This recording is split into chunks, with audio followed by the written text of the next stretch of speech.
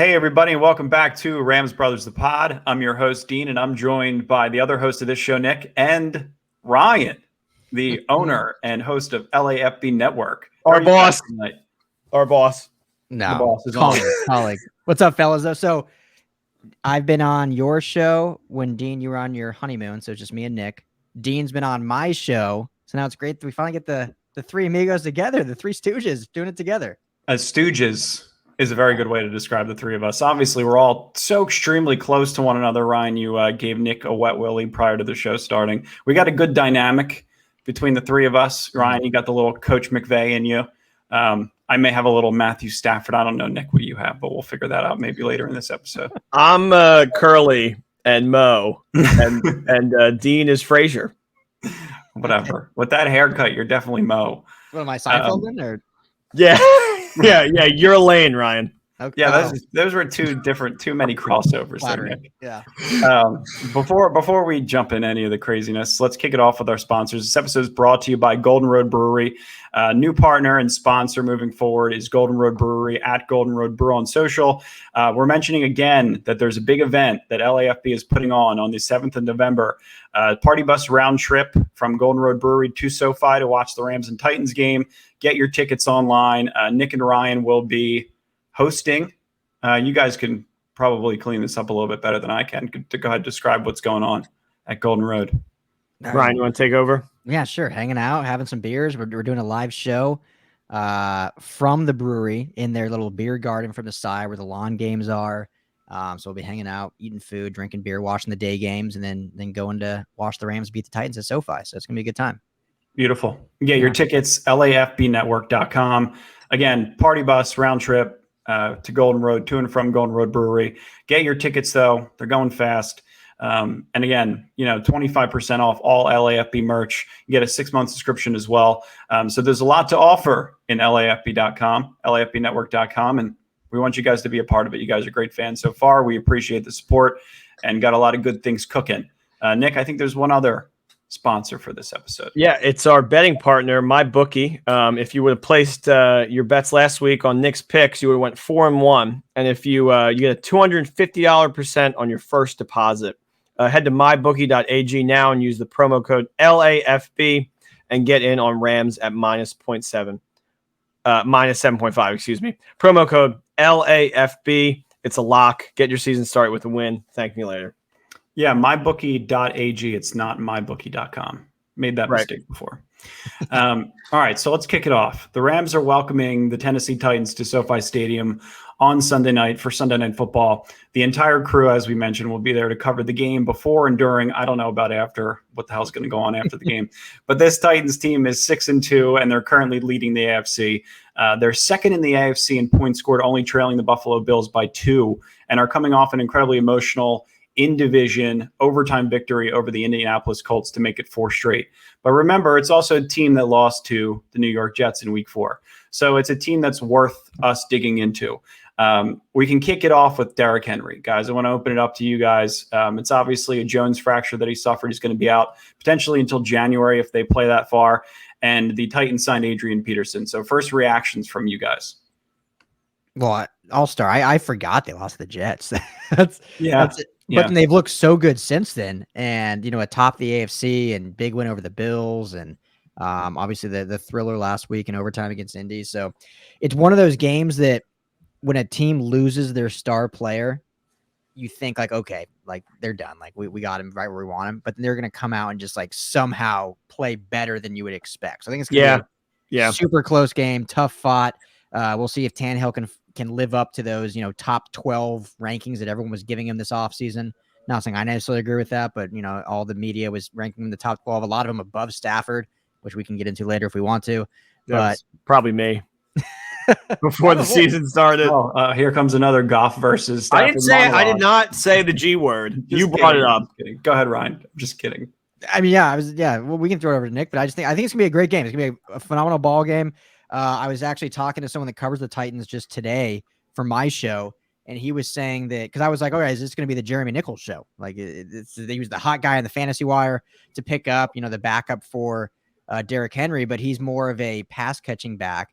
And so he truly believes that D'Onta Foreman, who they also picked up just this week, D'Onta Foreman and Adrian Peterson are going to be kind of the main bell cow backs splitting the role. But that'll be interesting, especially with who they have to go against on defense.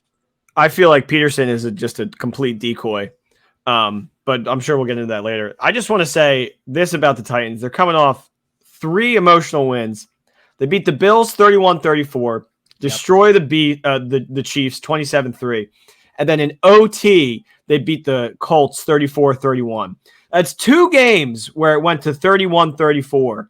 And 3 really big opponents in a row. I just don't know how this team has enough in the tank to take on the Rams. And I think they lose against us, and then they have the Saints following at home. I think they get back on track with that win. But I think they're just, with all the Henry news and everything coming out, I just don't think they're ready for us at all. I think prime time at home for the Rams, I actually don't think it's going to be close. I think it'll be more like 27-3 than like 31-34. Okay. Yeah, I think, Ryan, I don't know if you bought your tickets yet for this game, but maybe we wait the last minute and we just buy them like right before we walk in, because I think we got to go to this game, honestly. Yeah. Now that I'm talking about it and we're going to be there, like we got to just go. Oh, for sure. That was the plan the whole time. I'm just, I don't have a lot of money despite what my picks think. So we're going to need you guys to scout out the identity of this team. I'm curious to see if they keep the same identity that they've had previously with Derrick Henry. You implement Adrian Peterson, right? A similar type running back, somebody that's been so great throughout his entire career, right? Do you see Ryan Tannehill continue throughout, play action? Do you see him on the boot? They're not just going to become an air raid offense overnight, because that's just not the kind of offense that Mike Vrabel runs. So what kind of identity do you guys feel like you're going to get out of the Titans, right? Because 30 plus carries, when you distribute that to Derrick Henry, where do those go, right? I think it was 219 of 230 carries total, or rushing attempts total, for the Titans have gone through Derrick Henry. So do you just supplement that injury with Adrian Peterson and help, or, is there a different kind of scheme you think the Titans are going to throw out there? That's why I think it just like, don't outthink the room. They don't have Derrick Henry, who is like a unicorn this year, and nobody else is like him. And if he's not there, I don't foresee anybody else really stepping up as much as he has. Yeah, just straight up. It's so me personally, I think they have to change a lot. But again, I'll defer to who I talk to that covers the Titans, and I'll just steal a lot from that show because it's going up tomorrow, probably after your guys' show goes up, which will be funny. But he thinks he thinks their offensive formula will stay the same. And the big difference is they just won't have those explosive running plays that Derrick Henry gives you, but they'll still have, if you want to say efficiency, but at least they'll stick to it and run the ball a lot with D'Onta Foreman, with Adrian Peterson, and then use Nichols, in the passing game. So I think personally, they'll rely more on Ryan Tannehill, and they'll change things up a little bit and get him outside the pocket more and get him moving around. And if Julio Jones plays, especially, like, get the passing game more involved. But according to others, they think they'll still just stick to the script and hope that guys can step up in Henry's absence. Yeah, it looks like Julio Jones is going to play too. I think he practiced in full capacity today.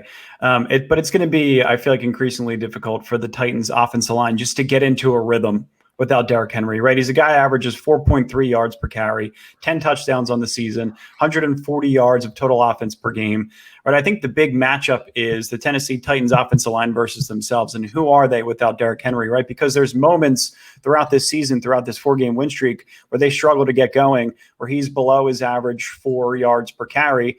And a player like A.J. Brown breaks out for 10 catches for 155 yards and a touchdown, because they're able to get Tannehill on the boot, because they can get the play action going, because they have more pieces to this offense. So one of the matchups that I wanted to kind of take a look at was A.J. Brown and Jalen Ramsey in this game, right? Moving on from Derrick Henry, I feel like when you look at a one-on-one matchup, you look at some of the other receivers that the Titans have, right? It's going to be quite a challenge for both cornerbacks, right? I feel like with Jalen Ramsey having to go one-on-one with A.J. Brown, are you going to see a combination of him kind of having to mirror over with Julio Jones, or is it just A.J. Brown, who's had the highest grade of any receiver in the league over the last 2 weeks in single coverage?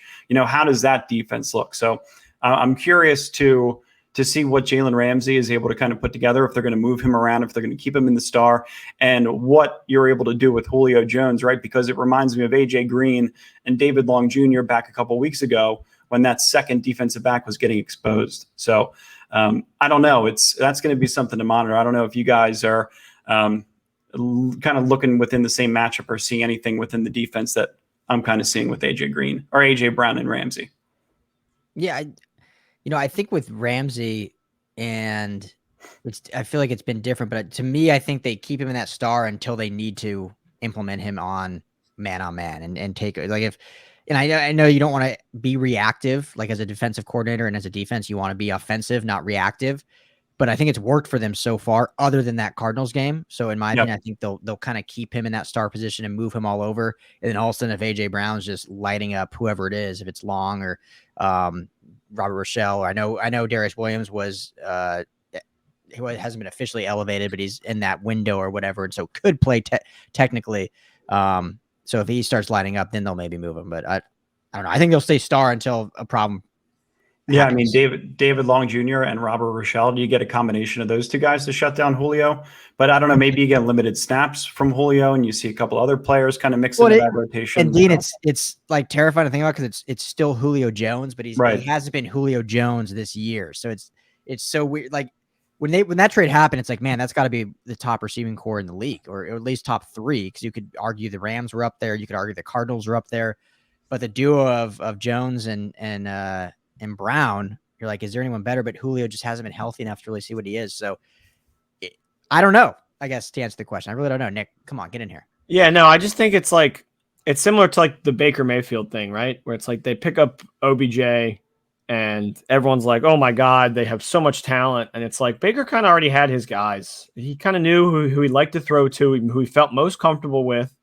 And I think that's what you're seeing here with Tannehill and Julio. And yeah, he hasn't been on the field as much. But I don't know. I mean, Matt Ryan was just all over Julio Jones. That was like his go-to guy. And they had like a very good rapport. He was obviously number one. And sometimes these wide receivers, I mean, we saw it in Deshaun. They get a little diva heavy. And I don't think he's as happy with his role in this team. And I think he's not performing up to the level that he wants to perform.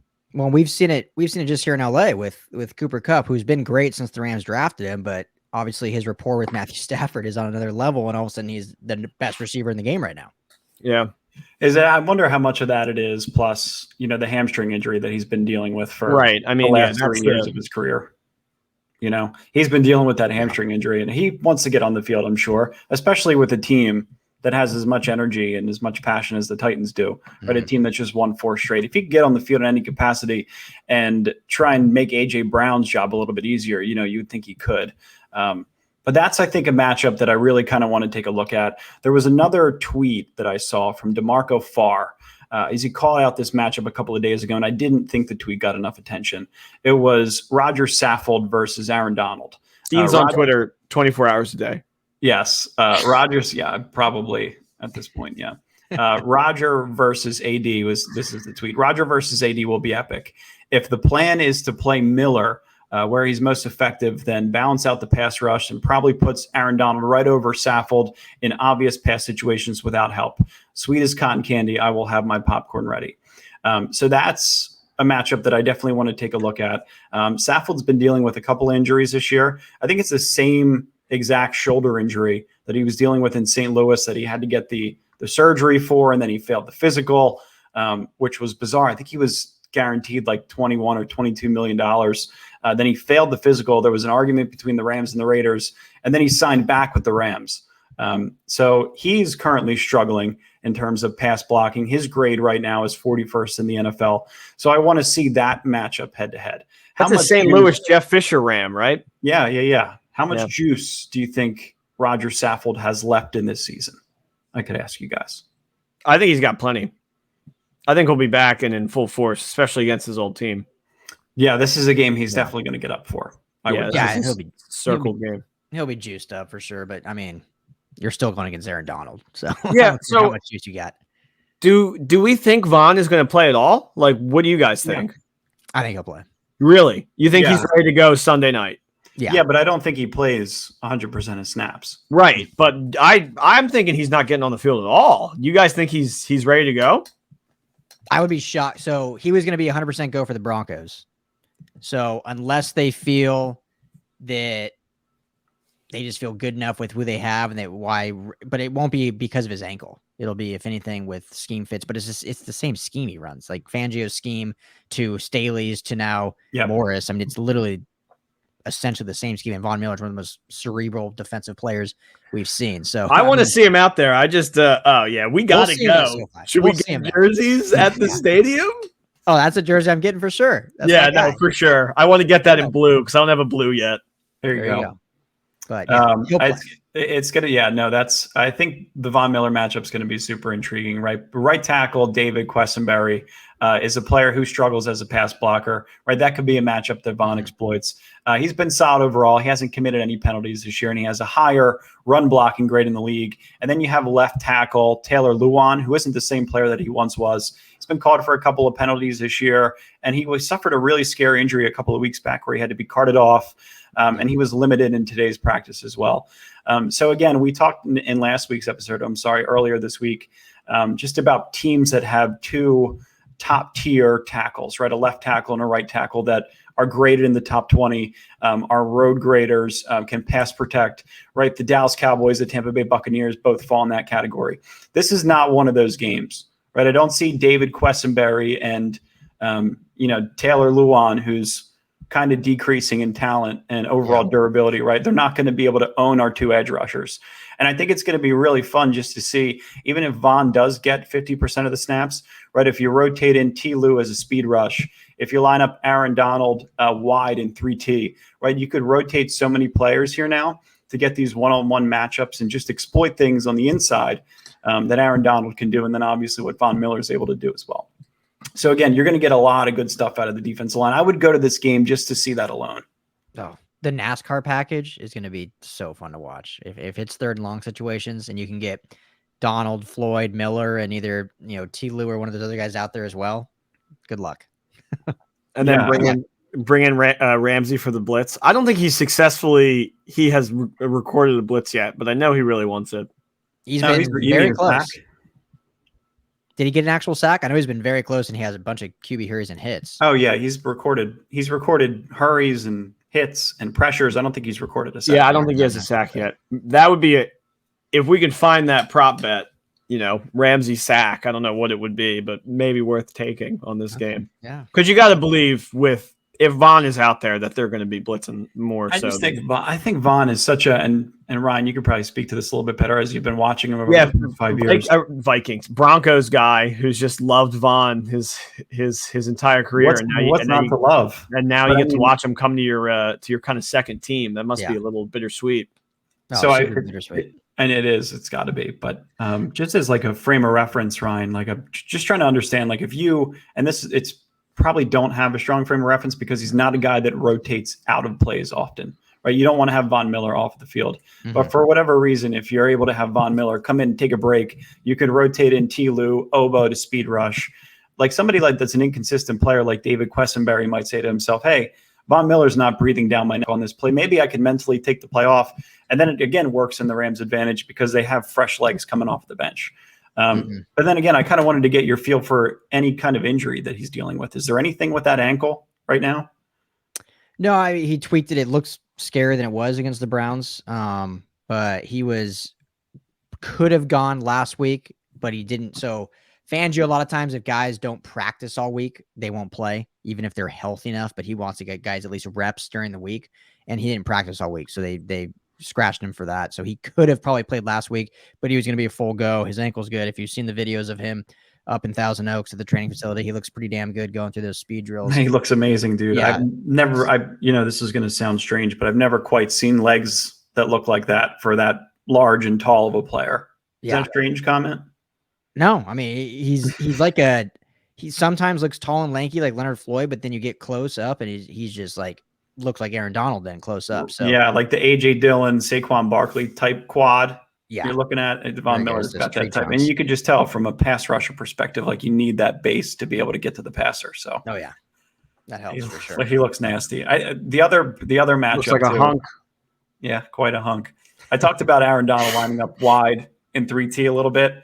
Nate Davis is the Tennessee Titans right guard. Nate Davis is likely going to be out another week because of a concussion. Mhm. His backup, Dylan Raduns, is one of the only players I've seen that reminds me a lot of Jameel Denby. Right, which means that he's far too small to play the position. He's not a good reference. No, not he doesn't fit the personality of the Tennessee Titans offensive line. Right. Well, so if I remember correctly, position, he went to like South Dakota State, I think. So it didn't even nothing against FCS schools, but now you're going up against Aaron Donald. Welcome. That's a good pull by you. Right. If you like I was saying, if you widen Aaron Donald to 3T, and then you force, you're obviously going to pull away double teams, right? But it makes him more difficult to double team because it just creates that pinball effect for opposing offensive linemen. How many guards and running backs have you seen just be flattened because Aaron Donald actually has a jump and has a start from that wide 3T position? So again, how much more fun is that going to be just to scheme up Aaron Donald, Sebastian Joseph Day with Von Miller and Leonard Floyd and whoever else you want to mix into that rotation? It's going to be super fun for us. I'll tell you that. I'm going to love it. Yeah. When Greg Gaines has been playing really well too. That's true. When he's come in and, he's a good hole plugger. So, this move, I talked a bunch on my last show, and I'm sure you guys did on your previous show, but it's a great move in an area that wasn't necessarily a need. Like, I feel like there was bigger needs on the back end, and people could argue inside backer, but as soon as they traded Kenny Young, you're not going to trade for an inside backer, because it would have been a package deal with him. Right. So I knew they weren't going that, but I thought bigger need was maybe the back end. You could look at maybe receiver now with Deshaun gone, but you get one of the best pass rushers to ever play the game, still at a fairly young age, still wants it, had the fourth most pressures before he got injured. So it's going to free everyone up and make things great. So I would tell fans too, like, if you don't see crazy stats this first week, just wait. But I think I honestly, if we can go to my bookie before this episode's over and look at like the over under on Von Miller's sack this week, I think I would take the over. I think he's going to go off. I feel like it's going to be one of those props where it's like Von Miller over under 2.5 sacks, boosted to plus 350. You know what I mean? Yeah. One of those like specials, secret boosts or whatever. Specials, yeah. If it's 2.5, that's a little rich. If it's a sack and a half, I'm going over all day. Yeah, sack and a half, I would go over to. That's where I would set it if I was Vegas. What do you think the Rams over on sacks is? It's not. I just checked. It's not up yet.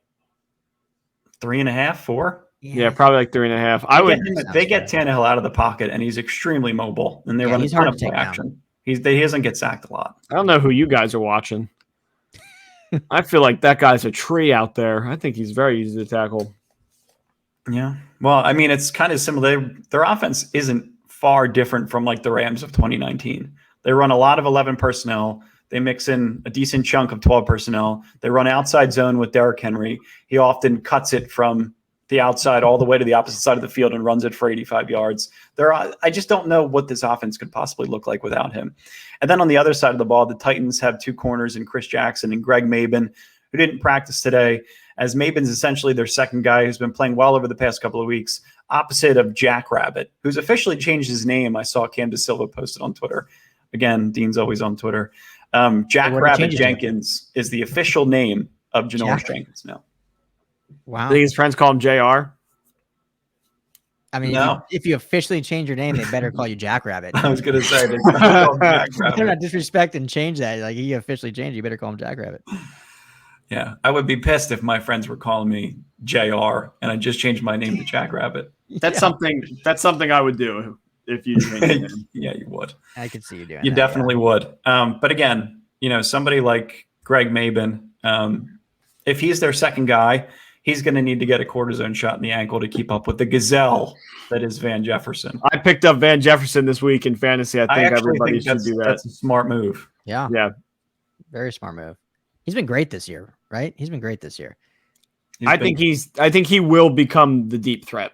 Well, in PPR too, if we're in a 1-point PPR league, he gets 7, 8, 9 targets a game. You're fine. Plus a couple of red zone targets. He's going to get the work. Yeah. Yeah, I think you're good there. And then Elijah Molden is one of the league's better slot corners. You saw him had the interception, which I think put the Colts up 31-25 in that game. before it went into overtime, where Carson Wentz threw, was just falling backwards, switched hands, and then one of the worst interceptions you'll ever see in the history of football. But he was the one who had that pick. He's been a really persistent slot corner. I think he's a rookie this year, or is he in his second year, Elijah Molden. Mm-hmm. I don't know. Somebody help me out here. I do not know. Yeah, I think he's a rookie. I want to say he's a rookie. But he's having a hell of a year. So I wonder if he's going to be lined up on Cooper Kupp in the slot. You'll probably see him get some reps on Tyler Higbee as well. And then Breon Borders is their fourth guy. You're not going to get much of him. He saw some snaps last week because of a couple injuries. But the Titans, I think their strength overall in the defensive back group is their safeties, right? They're getting solid contribution out of Dane, the Shank, Cruikshank, and Amani Cooper when he's healthy as well. Nice. So sometimes, Ryan, I have to make up nicknames so that I don't butcher the name totally. I like that. And you were right. Molden is a rookie. Yes. Okay. Correct. Yeah. Molden is it's going to be a premier player in this league, I think, as a slot corner. Yeah, he looks pretty good. Could be the next slot god. You never know. Josh Reynolds, is he still in the league? He's in the league. I don't know if he's doing much. To reunite with Goff in Detroit. I was watching Texas A&M highlights of Josh Reynolds, and I cannot believe that it's the same player. Or just watching Rams highlights and cannot believe it's the same player. Yeah, that too. Yeah. Just the ability to go up and get a jump ball was just non-existent, which is the exact player I thought he would be that he never was. Yeah. I know. It's interesting that happens. So did I tell you I saw Goff today, Nick? No. And how are you just telling me about it now? You saw him in person? Yeah. It's their bye bye week. week. Zoo? He was at the zoo. I got a picture. If I can get it, if you can see it. Oh, no way. Did you say hi to him? It's a giraffe. Oh. I don't know if the camera can show it, but yeah, he was, just it's the bye week. So he's back in LA, probably doing some charity work. And probably with his girlfriend. Yeah. So chilling with the other giraffes. Said hi. Ryan. Mia loved him. Mia was stoked to see him. So giving you a soft clap for that one. That was I had that teed up since we started, just waiting for when to use it. And I'm like, oh great. You gotta wait for me to bring up Goff because you knew it was gonna happen. Yeah. And good on you. He comes up in my picks too. It was because I called Van Jefferson a gazelle, wasn't it? No. I started that. I was the one who started that giraffe mode, and everybody ran with it because he did look like a gangly giraffe. I think it was Turf Show Times. No, it was me. No, it was Turf Show Times. Who's gonna remembering who created something? Me. Oh. Because we tried to take credit for it, and then Turf Show Times called us out. Yeah, well, they were incorrect. Wait, did they actually call you out? They did. They stole it from me. Then they showed me the original tweet, the original giraffe mode tweet. It was like a galloping GIF of the giraffe. Yeah, after I said it on the pod. Listen, we are not as Rams fans. We don't know how we was like decent, or was this? Oh God, this is gonna get clipped. This is gonna get clipped, and then we're all gonna have dumb GIF faces. Something's gonna go on. I hope not. They're better now. Our guy Holden's with him now, so we'll give him credit. Yeah, Holden, they had some dark times for a little bit. We'll just say that. Yeah, well, whatever. All the best of them are still lingering out on Rams Twitter. They're not the LA Football Network. We'll just leave it at that. So before we hop into the picks, which I know everybody's super excited for, the Titans right now are number 1 in the AFC, and I just don't believe that to be legit. Like, do you think they come out the number 1 seed? Ooh, I mean, they beat the Bills. You got to. If we're going to sit here and say the Rams are better than the Buccaneers because the Rams beat the Bucs, we got to give them some credit for beating the Bills. Yeah, but I don't even think the Bills are the best team. Who do you have in the AFC? I have the Ravens. I think the Ravens go all the way. Okay. I like the Ravens. Yeah. The Ravens are good. Weird loss last week. I mean, the Bengals, I don't think are there yet. The Bengals are fun, but they're not the top team yet. They're not there yet. No. They're going to be good. There's no way the Bengals win that division. The Bengals are the Rams, what the Rams were in 2017. Yeah. I'm still shocked that the Bengals spanked the Ravens. Like, that's the NFL this year. It's just so bizarre, some of these games. But, yeah, I mean, I think it's a 3-horse race overall between the 3 we just named. The Bills, the Ravens, and the Titans. I think those are your top 3. Just no love for the Raiders? No. I can't. No. I can't. I just, it's hard for me to believe it. But every time I'm like, put them down this year, they come out and they play good. What are they right now? 6-2? Yep. And their 2 losses are the Chargers and Are you talking Bills or Titans? No, Raiders. Oh. I don't know who their other loss was. I can't remember their other loss, but they're a weird team. I mean, they went to the overtime with Miami. They went to overtime with the Ravens, but they won. But that was the season opener with a lot of, emotion at their new stadium. They lost to the Bears. The Bears, that's right. Yuck. So it's just, no Gruden anymore. A lot of emotion there. I think a lot of their wins have been like emotional wins where they just, a lot of people are like, oh, they're not going to win because of all the bad stuff that's happened. Those are the times you see players like rah, get together, go out and play their best ball. 3 weeks from now, when that's all over, I think we'll see the real Raiders team. I think they'll make the playoffs, I think, potentially, but they're not the front runner. I can't. Mainly just because I hate the Raiders too. So I can't. I would agree. I would agree. 2 comments real quick before we jump into Nick's picks. Yeah. I don't think the Rams are better than the Bucs in a playoff game yet until I see it with my eyeballs. You don't. And then the other, I'm going to say it right now. I'm a Rams. What's that? Yeah, you have to explain that because both of us here think they are better than the Bucs. I just have to see Matthew Stafford beat Tom Brady in a playoff game. I can see Tom Brady win a playoff game, and I doubt his first playoff game will be against the Bucs. And if he wins that first one, I mean, maybe if they get the 1 seed and then they take on the lowest seed, it could be against the Bucs. And he just needs to get that monkey off his back, the no playoff wins. And as soon as you do that, I'm in. Like, I'm sold. Yeah, no, I need to see him win a playoff game before I can call them a better team than the Bucs, right? They can go 15-2 this season, and I still don't think they're a better team than the Bucs until they beat them in the playoffs. Okay. Same with the Cowboys, same with the Cardinals. That's fair. Cowboys are an interesting team too. They've looked. I'm a fan, but I'm trying to keep it real. And then the other comment I had was that the Buffalo Bills are the best team in the AFC because they have the best defense. That's who I think is overall. Buffalo, their points allowed is like 106. Don't trust them. Okay.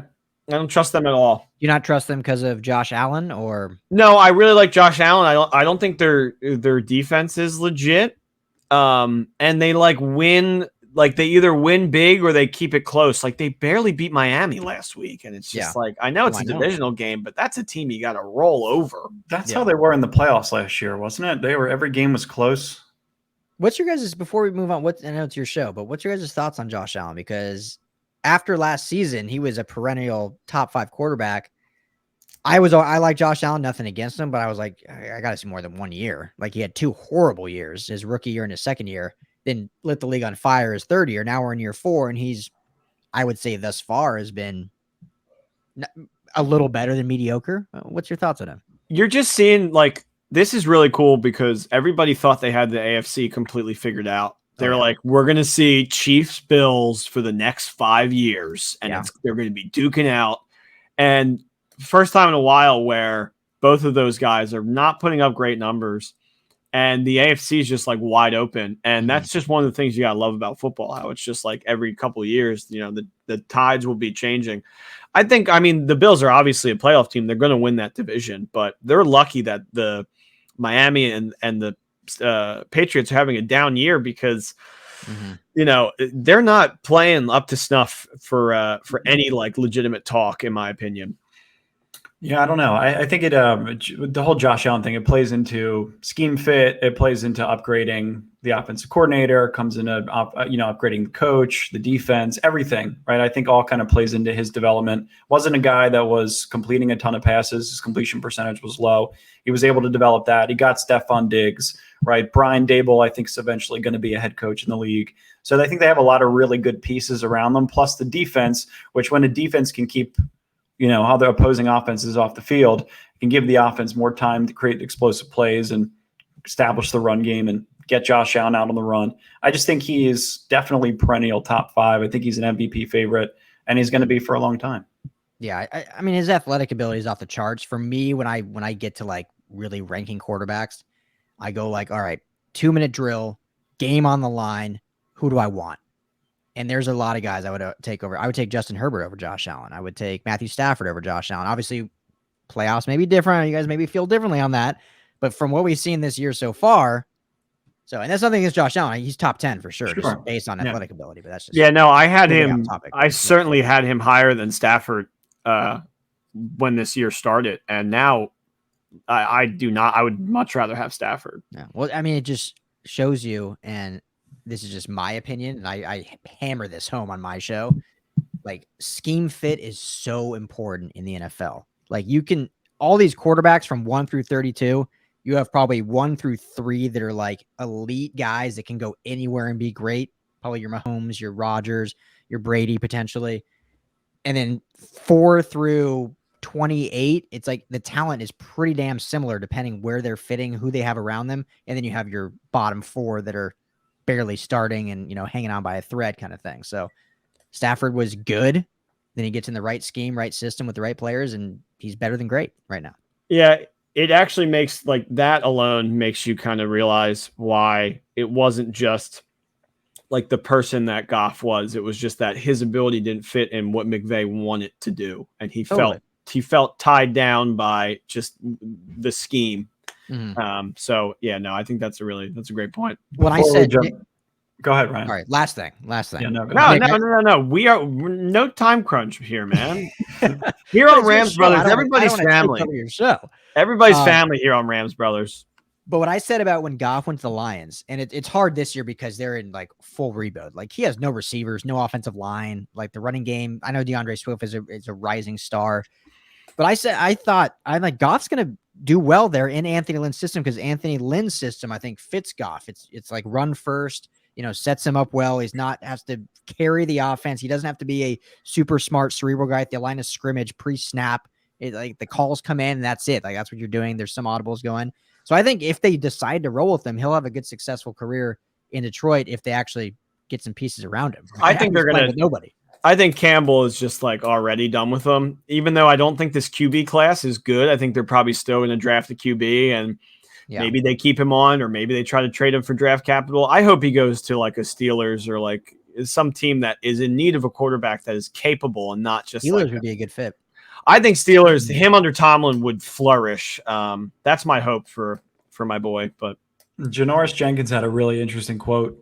That came out of Jack Rabbit Jones or Jack Rabbit. I'm sorry, J.R. Jones. J.R. Going J.R. for short. Had a really interesting quote that came out this week, and he said, "It's not the X's and O's, it's the Janes and the Joes." But I mean, like with Janes and the Joes, Janes and Joes. I feel like Jimmy's and Joes, Jimmy's and Joes, Janes and Joes, whatever. So Jimmy's girls and guys? I think I butchered the quote.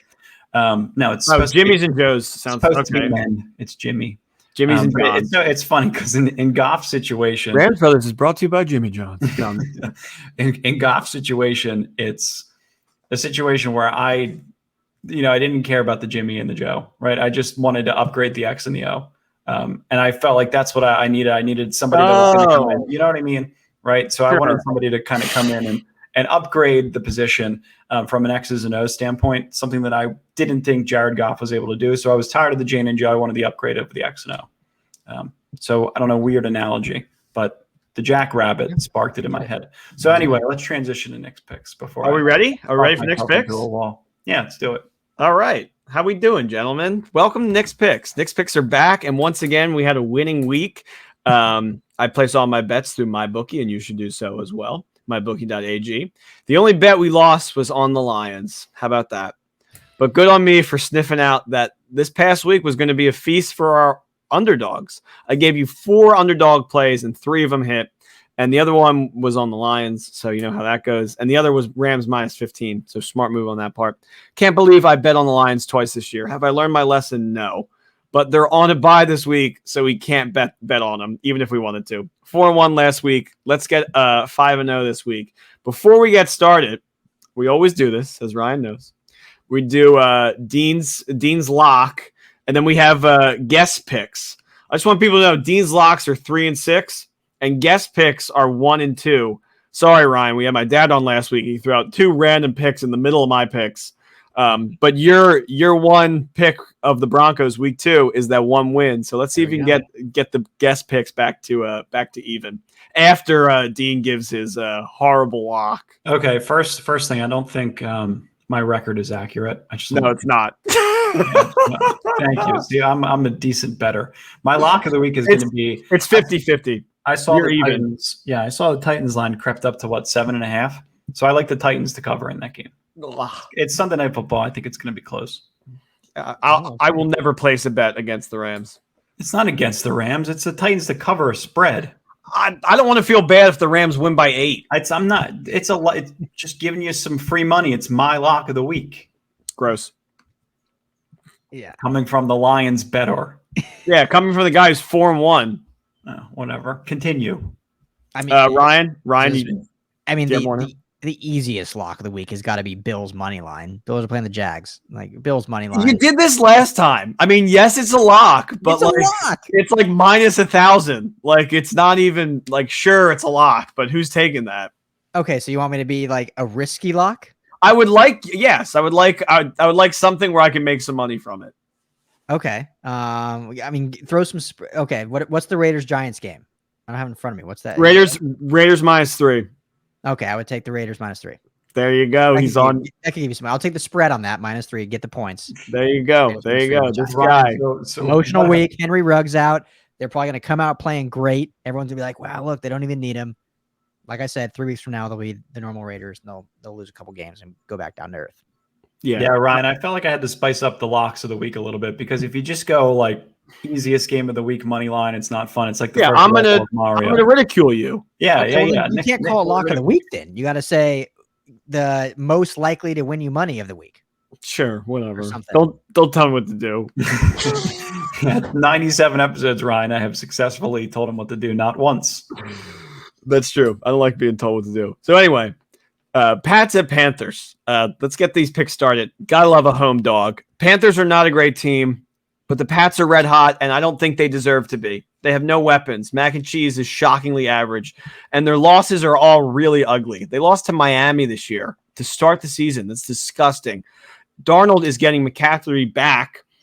That's not 100% confirmed, but one, I have insider information. I don't. But two, it will be confirmed. I think they're just playing that little game. I think he's ready. He has been practicing, and the money line will become less juicy the moment he is confirmed. So I would take it now. I also heard a bunch of you guys waited last week to run on my pick, Rams -15, to the last second when it hit -16. And that didn't hit, but -15 did. So here's a lesson for you. You take Nick's picks as soon as I say them, okay? I'm going to say one right now. Panthers money line. Panthers are 3-0 with McCaffrey, about to be 4-0. 21-19. Panthers win 3 touchdowns alone, secure it. I also like the under at 41. It's going to be a sweat, but the Panthers only scored 19 against the Falcons defense. And while the Pats scored a lot last week, it was mainly because they capitalized on turnovers, which I don't think will happen again. Panthers are going to go back to the run. Our underplays this year are also 4-0. So when I say under, you got to say how low. I refuse. Okay, that's fine. I think that's a really good play. I think it's a good one to start off with. It's an early game. Yeah, but it seems like your pick's fully dependent on the fact that McCaffrey is going to play. And he's going to play. Is he going to play? Yes. You know what? If he practiced, he'll probably play this week. So we'll see. He was close last week. He was close last week. So yeah. We got another Nicky teaser. We are undefeated on teasers this year. So listen up, gang. We got a Ravens pick'em and Rams -1.5. The Ravens play the Vikings in Baltimore coming off a bye, and the Rams play the Titans, as we know. I'm not going to talk about the Rams winning because I just went into it. We all just talked about it. They're going to do handsomely so at home, I think. So let's just focus on the Ravens, a.k.a. the best team in the AFC. Nobody else in the AFC scares me besides the Ravens. Lamar is Cam 2.0. He's going to make it to the Super Bowl one of these years. And with a down Chiefs year, I'll take the Ravens to win the AFC outright. And if you're going to win the whole kit and caboodle, you got to beat sorry teams like the Vikings. Zimmer is on his way out. This loss might seal it. I think he lost the locker room. A terrible coaching call at the very end of that game to not score a touchdown there and mess up a timeout against Dallas. It was just, I don't know if you're watching that, but just threw up in my mouth a little bit. It was that game was brutal. Yep. I think this may be the game that gets him fired if the Ravens just roll over him, which I think they might. I don't think the Vikings are aggressive enough as a franchise to just fire Zimmer after like 6 years, but I want them to do it as much as you do and as probably as much as every Vikings fan wants them to. Yeah. I just think if you parlay Rams-Ravens, it's 100 to win 77, but if you do it with a teaser, it's 100 to win 90. Yes, you have to buy that. It's just straight up a better value. I know, like, there's a chance that the Rams win by 1, and you kind of get screwed there, but I'll take those odds. I think they win by more than 1. That's, I think that's fine. Okay, lock it in. I don't disagree. I think that may be my favorite play of the week. I love a good tease. And then Raiders at Giants, which Ryan talked about. This is officially one of my picks. We like the Raiders. I think this Raider team is stronger than anyone wants to give them credit, Ryan. They have a lot of stuff going on in the background this season, and they've rallied through all of the mess. I don't want to talk about Ruggs. I think what he did is obviously horrible, and I pray to the family that lost somebody. I really just want to discuss Derrick Carr, who's been a strong leader and a great thrower of the football. I mean, I think this guy is just a really good human being, like at the end of the day. And I think that's really important. I think people just respect that, just, outside of the football world. I think people just, they get beamed to that. It's a very great quality. And I think he's a good dad. He's a good person. He's good on social media. He's easy to root for. Yeah. I mean, there's so much horribleness going on in the background, and he comes out every week and he brings a straight face and he has amazing things to say, and it's just very commendable. Yeah. And I think don't know how he says half the stuff he does, like the fact that he talks to the media that long. Good for him. Yeah. Something that nobody wants to do. He's out there very like anti-Raiders. It's strange. Yeah. I mean, he's like the opposite of what I think of when I think of Raiders fans. Like, you have this wholesome, beautiful man versus all of the, giant, fat, ugly Raiders fans I think of that are just rude. Tell me to sit down at my SoFi Stadium when the Raiders aren't even playing. Get out of town. But anyway, I think this Raiders team rallied behind the mess. I think they're really well buttoned up in general. The Giants team, on the other hand, woof. I mean, the Chiefs were trying to give them that win, and they couldn't take it. Yep. Judge may be the first fired coach before Zimmer. Who knows? He lost the fan base, and the only way to win them back is to actually win. And I just don't see it happening this week. We're taking Raiders -3. Everyone knows I hate spreads, but there's no half point, and that number may push, which is fine. In my opinion, a push is a win. If the Raiders want to be a great team, you got to win these kind of games, and I think this is a game they win. 31-17, Raiders win handsomely. And now for my quick pick, it's got to be Chargers over the Eagles. I mean, come on now. Chargers money line is at -130, and I know it's in Philly, but the Eagles haven't won in Philly once this year, so I don't know why anyone would trust them. I think the Chargers are going to want to bounce back after 2 bad losses in a row. I'm not going to be with you guys on Sunday, but I will be at that game. You'll be at the Eagles game. I'll be at Eagles Chargers with a couple of friends. I'm going to be scouting out the brethren Chargers. I'm going to be rooting for them to beat the Eagles, and then I'll hop over to another bar and go watch. Dean's going to be wearing a full green Eagles jersey, probably. That is such a lie. You will not catch me in Eagles green. I'll send you a picture of myself. I'll tweet it. How close are you to Philly? Half hour. Oh, okay. So that's like the home team, essentially. That's the team that we would have been if our dad didn't just be like, "Hey, I'm a Rams fan, so gotcha. I hate the Eagles," and we were like, "Hey, we're Rams fans. Still watch, still enjoy, just don't root for them directly." But they're essentially in the backyard, and they play the Chargers. It's like might as well go get over there. I asked you this, Dean, when you were on my show, but was there? And I can't remember. Maybe this was part of the answer, but was there any relation for your dad's fanhood, the fact that Dick Vermeil was the Eagles coach and then went on to coach the St. Louis Rams and won a Super Bowl? Well, he loved the move when it happened. He thought that the Rams had a chance to revive the franchise, because I think it was like 96 when he came in and they were bad for a couple of years until they kind of turned it around. But he had known who Vermeil was. Then I think Vermeil returned back to the Eagles. Or no, I could be wrong about Chiefs, that. And then he went to the Chiefs. You're right. Wait, no, he retired and then he came back post-retirement. But he followed Vermeil's career though, and that there was just always kind of like this weird relationship between the Rams and the Eagles. Jaworski with the Rams and the Eagles, he watched him growing up. So, and again, everybody was like a Cowboys, a Niners fan, a Bears fan back then. So, I love it. I love it.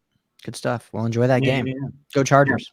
Go Chargers. Yeah, we're all rooting. We got to get Dene a LAFB shirt or the Staley defense shirt. Actually, I don't know if you'd want to wear that to an Eagles game because you might get spit on, like the one time we went. I would definitely rock that if we could get it to me in time. One time, Dene and I went to a Rams-Eagles game. Nick Foles, Rams quarterback versus Bradford, Eagles quarterback, I think it was Austin Davis. Or maybe it was Austin Davis. Austin Davis.